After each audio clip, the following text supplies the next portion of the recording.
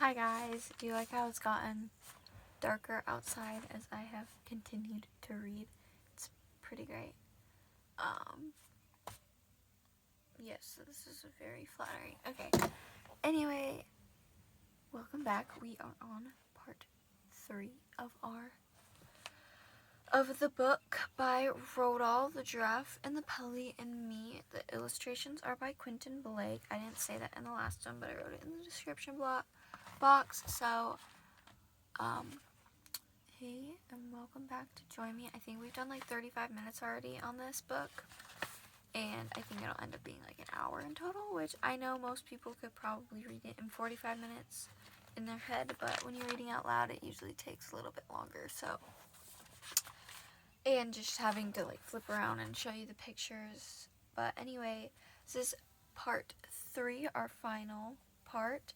We have 27 pages left, and yeah, it shouldn't take that long. It'll probably take like 20 minutes. But we are on page 52, and the picture looks like so. So let's get right into it. Calm yourself. I always forget the voices for a second, so sorry. Calm yourself, Senorita, said the Duke. He pointed to the pelican and said, "This clever bird, this brilliant burglar-catching creature has saved the day. The bounder's in his beak." The Duchess stared at the pelican. The pelican stared right back at the Duchess and gave her a wink. "If he's in there," cried the Duchess, "why don't you let him out? Then you can run him through with that famous sword of yours. I want my diamonds. Open your beak, bird." "No, no," shouted the Duke. "He's got a pistol. He'll murder us all." Someone must have called the police, because suddenly no less than 4 squad cars came racing towards us with the sirens screaming. Within seconds we were surrounded by 6 policemen, and the Duke was shouting at them, "The villains you were after is inside the beak of that bird. Stand by to collar him." And to the pelican he said, "Get ready and open up. Are you ready? Steady, go! Open up! Open her up!" The pelican opened his giant beak, and immediately the policeman pounced upon the burglar who was crouching inside. They snatched his pistol away from him, dragged him out, and put handcuffs on his wrists. "Great Scott!" cried the police chief. "It's the Cobra himself." "The who? The what?" everyone asked. "Who's the Cobra?" "The Cobra is the cleverest and the most dangerous cat burglar in the world," said the chief of police. I don't know why I said diamond.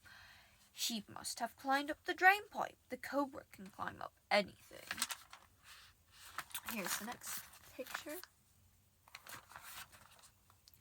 "My diamonds!" screamed the Duchess. "I want my diamonds! Where are my diamonds?" "Here they all," cried the chief of police, fishing out great handfuls of jewelry from the burglar's pockets. The Duchess was so overcome with relief that she fell to the ground in a faint. When the police had taken away the fearsome burglar known as the Cobra, and the fainting Duchess had been carried into the house by her servants, the old Duke stood up on the lawn with the Giraffe, the Pelican, the Monkey, and me. "Look!" cried the Monkey. "The rotten burglar's bullet has made a hole in poor Belly's beak." That's done it," the Pelican said. "Now it won't be any use for holding water, and we can clean water when we clean the windows."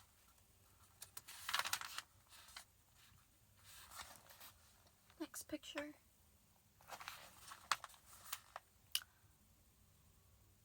"Don't you worry about that, my dear Pelly," said the Duke, patting him on the beak. "My chauffeur will soon get to patch over it in the same way he mends the tires on the rolls. Right now we have far more important things to talk about than a little hole in the beak." We stood there waiting to see what the Duke was going to say next. "Now listen to me, all of you," he said. "Those diamonds were worth millions, millions, and millions. And you have saved them." The Monkey nodded, the Giraffe smiled, and the Pelican blushed. "No reward is too great for you," the Duke went on. and I'm therefore going to make you an offer in which I will hope will give you pleasure. I hereby invite the giraffe and the pelican and the monkey to live on my estate for the rest of their lives. I shall give you my best and largest hay barn as your private house, central heating, showers, and a kitchen, and anything else you desire for your comfort will be installed. In my return, you will keep my windows clean, and pick my cherries and my apples. If the pelican is willing, perhaps he will also give me a ride in his beak now and again. Your pleasure, your grace, cried the pelican. Would you like a ride now? Later, said the duke. I'll have one after tea. At this point, the giraffe had given a nervous little cough and looked up at the sky. Is there a problem? Asked the duke. If there is, do please let me hear it.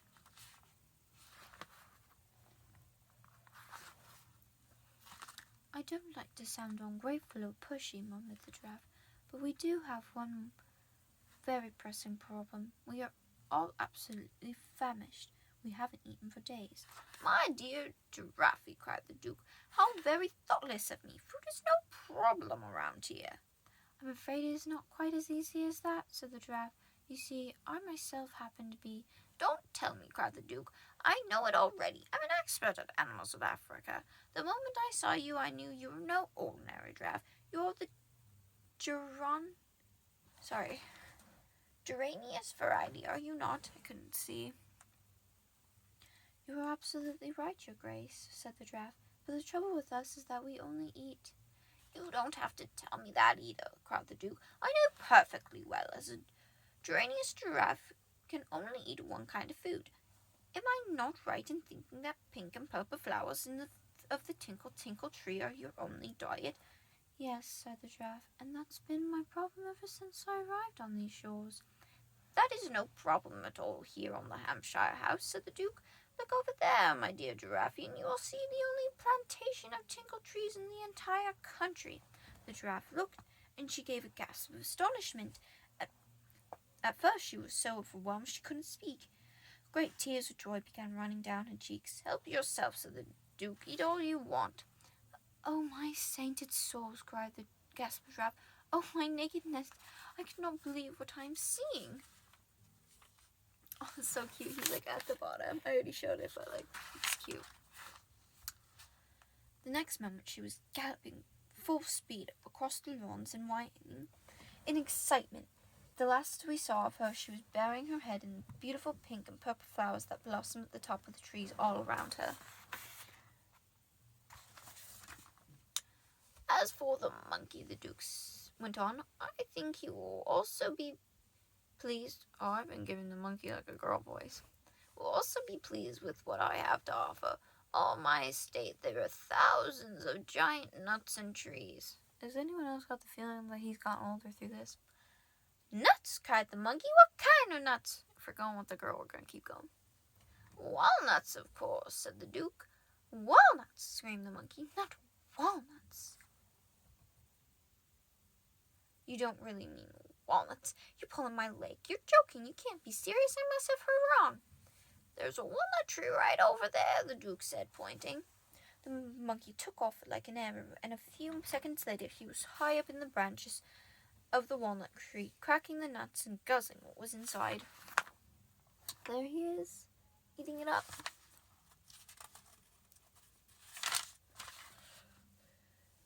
Now that leaves only Pelly, said the duke.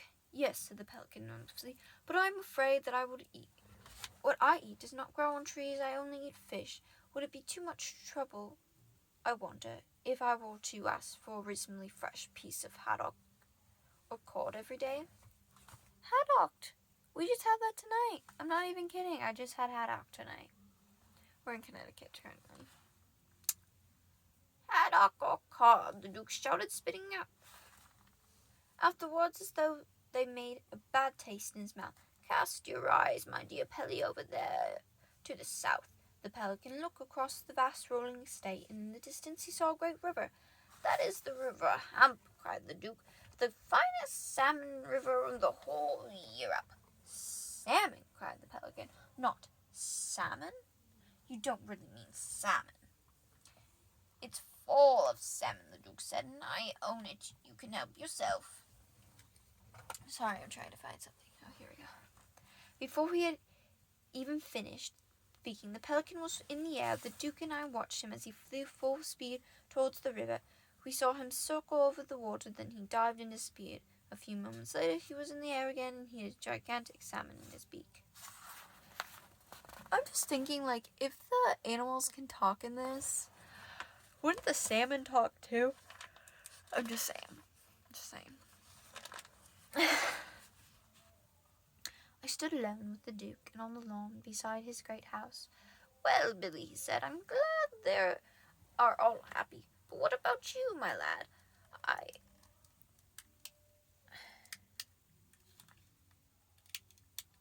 was kind of hoping that this would work. Sorry. I'm wondering if you happen to have just one extra special little wish all for yourself. If you do, I'd love you to tell me about it.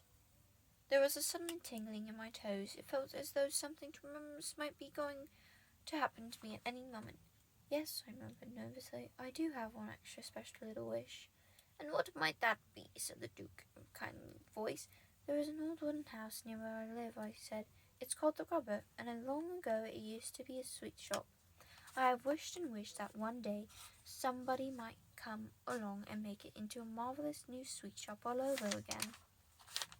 Somebody, cried the Duke. What do you mean, somebody? You and I will do that. We'll do it together. We'll make it into the most wonderful sweet shop in the world, and you, my boy, will own it. Whenever the Duke got excited, his enormous mustaches started to bristle and jump out. Right now they were jumping up and down so fast it looked as though he had a squirrel on his face. By gad, sir, he cried, waving his stick, I shall buy the place today. Then we'll all get to work and have the whole thing ready in no time. You just wait and see what sort of sweet shop we're going to make out of this grubble place of yours. It was amazing how quickly things began to happen after that. There was no problem about buying the house because it was owned by the Giraffe and the Pelly and the Monkey. They insisted upon giving it the Duke for nothing. Then builders and carpenters moved in and rebuilt the whole of the inside so that once again it had 3 floors. On all of these floors they put together rows and rows of tall shelves, and there were ladders to climb up to the highest shelves and baskets tiered. What you bought. That's the picture.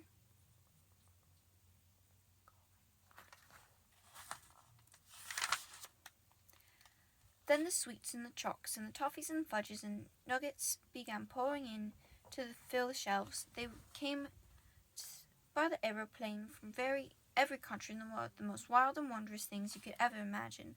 There were gum twizzlers, the fizz winks from China, froth boilers and spit sizzlers from Africa, tummy ticklers and gobwongers from Fiji Islands, and lip lickers and plush nuggets from the land of midnight sun.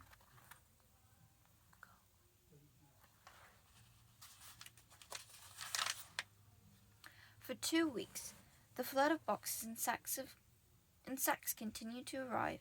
I could no longer keep track of all the countries they came from, but you can bet your life that as I unpacked each new batch, I sampled it carefully. I can remember especially the giant whangdoodles from Australia. Every one had a huge ripe red strawberry hidden inside its crisp chocolate crust, and the electric fizz cocklers that made every hair on your head stand straight up on end as soon as you popped one into your mouth, and there were niche nobblers and gum globblers and blue bubblers and sherbet slurpers and tongue rakers, and as well as all of this, there was a whole lot of splendid stuff from the great Wonka factory itself. For example, from famous Willy Wonka raindrops, suck them and you can spit in 7 different colors, and his stick jar for talkative parents, and his mint jujubes that will give the boy next door green teeth for a month. Pictures.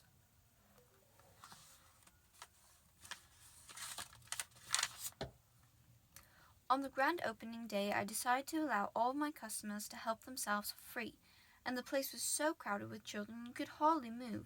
The television cameras and the newspaper reporters were all there, and the old Duke himself stood outside on the road with my friends, the Giraffe and the Pelly and the monkey, watching the marvelous scene. I came out of the shop to join them for a few moments, and I brought each of them a bag of extra special sweets as a present. Oh, here's the picture. We have 6 pages left. To the Duke, because the weather was a little chilly, I gave some scarlet scorch droppers that had been sent to me from Iceland. The label said that they were guaranteed to take the person who sucked them as make the person who sucked on them as warm as toast, even if they were standing stark naked at the North Pole in midwinter. The moment the Duke popped one into his mouth, thick smoke came gushing out of the old boy's nostrils in such quantities that I thought his moustaches were going up in flames. "Terrific!" he cried, hopping about. "Tremendous stuff! I will take a case of them home with me." To the Giraffe I gave a bag of glumptious glob gobblers, and the glob gobbler is an especially delicious sweet that is made somewhere near Mecca, and the moment you bite into it, all the perfumed juices of Arabia go squirting down your gullet, one after another. "It's wonderful!" cried the Giraffe as a cascade of lovely flavors poured all the way down her long throat. "It's even better than my favorite pink and purple flowers."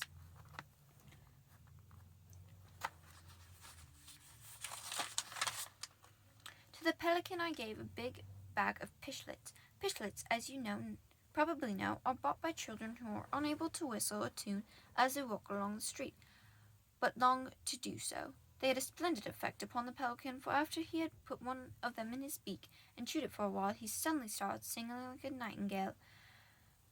This made him wildly excited, because pelicans are not songbirds. No pelican had ever been known to whistle a tune before. To the monkey I gave a bag of devil's drenchers, the small fury black sweets that no one is allowed to sell to children under 4 years old.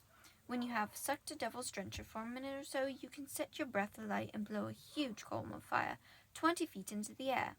The Duke put a match to the monkey's breath and shouted, "Blow, monkey, blow!" A sheet of orange flame shot up as high as the roof of the Grubber house, and it was wonderful.